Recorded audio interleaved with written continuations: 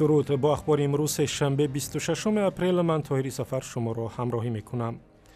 در اوکراین و دیگر کشورهای جهان امروز 30 سالگی فلاکت در نیروگاه اتمی چرنوبیل را یادآوری کردند که متشترین فلاکت اتمی در نیروگاه در تاریخ انسانیت به شمار می رود.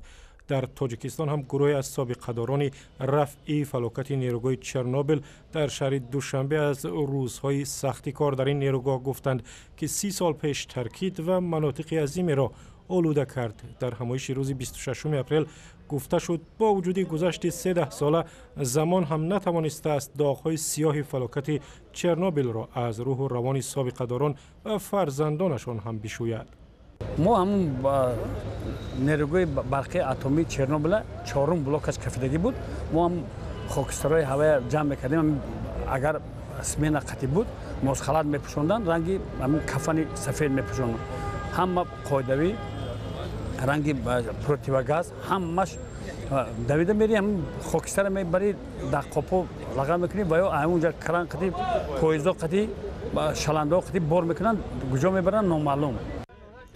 حکومت شوروی بعد ترکیش راکتور نیروگاه چرنوبیل در اوکراین بر اضافه سربازان تاجیک در ارتش شوروی 1900 نفر را از تاجیکستان برای رفع مستقیم عاقبت‌های فلاکت به محل نیروگاه فرستاد و تاکنون 500 نفری آنها درگذشتند. فلاکت چرنوبیل در روز 26 اپریل سال 1986 برای زندگی میلیون‌ها نفر در اوکراین، بلاروس و روسیه عاقبت‌های بد داشت. سفیر روسیه در افغانستان گزارشات درباره کمک کشورش به طالبان برای مبارزه با گروه دولت اسلامی را رد کرد. الکساندر منتیتسکی در نشست خبری در کابل روز 25 اپریل گفت مسکو به طالبان هیچ کمک نکرده است، ولی مانند کشورهای دیگر با هدف تشویق طالبان به مذاکرات صلح با این گروه روابط برقرار کرد.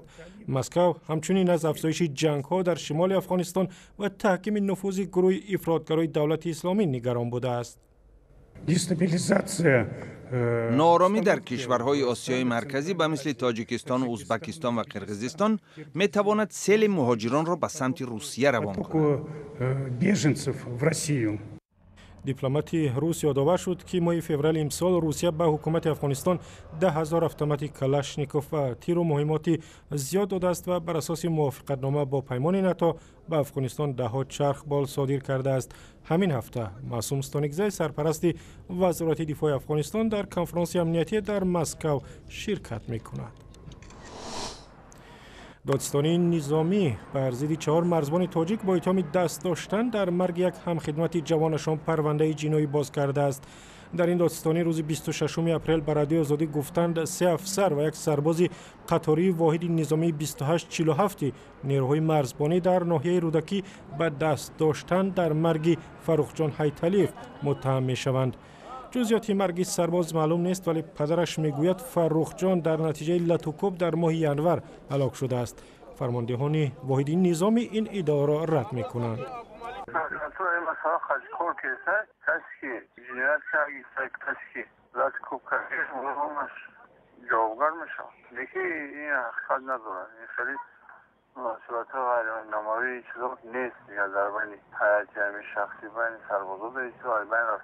فرخجان حیتلیف ساکن 21 ساله ناحیه تیمورملک سال 2014 به ارتش دعوت شد. در شهر قرغانتپه مرکزی ولایت ختلان امروز 2,500 کارگر و دانشجو در معرکه ترغیباتی برای شرکت در رایپرسی عمومی ماه آینده شرکت کردند. در این معرکه زیر نام من خودم رای میدهم با حضور مقامات رسمی و از جمله وکالتدار حقوق انسان در تاجیکستان از ساکنان ختلان خواستند در رایپرسی روز 22 می شرکت کنند. ما جوانان باید برای آینده اینکه خود انتخاب نماییم و در آوازدهی رایپرسی یعنی که بی‌طرفی نکنیم، چون که میگن بی‌طرفی ما و تو تشه زدن برای شهر. ما باید سرجمعانه برای آینده اینکه درخشان خود باید رفته آوازدهی. در رایپرسی ماه آینده اصلاحات بحث برانگیز به کنستیتوسیا و یا قانون اساسی تاجیکستان گذاشته می شود.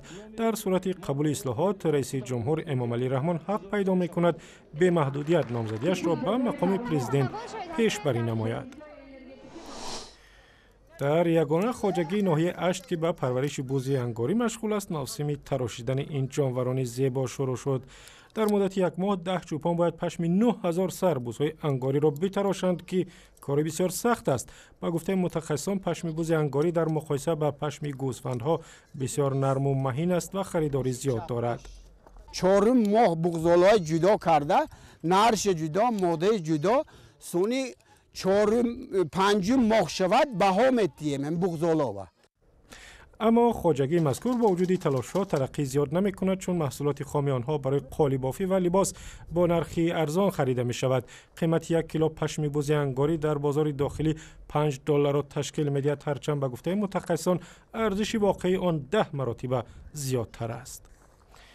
و اخباری از این هم بیشتر در وبسایت آزادی، در صفحه‌های ما در فیسبوک، توییتر و یوتیوب و هم زمینه رادیو آزادی برای تلفن‌های همراه.